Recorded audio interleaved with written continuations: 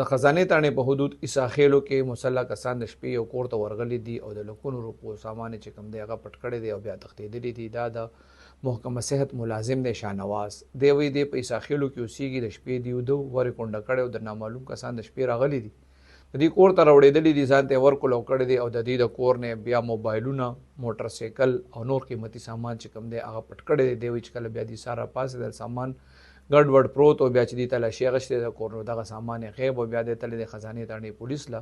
خزانې تاڼې پولیس چې کوم دی ای د نامعلوم کسانو خلاف د غلا اف ای آر درج کړی دی او په دغه علاقې کې هم تفتیش شروع کړی دی چې یاره دا څوک کیدی شي چې دې کور ته ورغلي دي.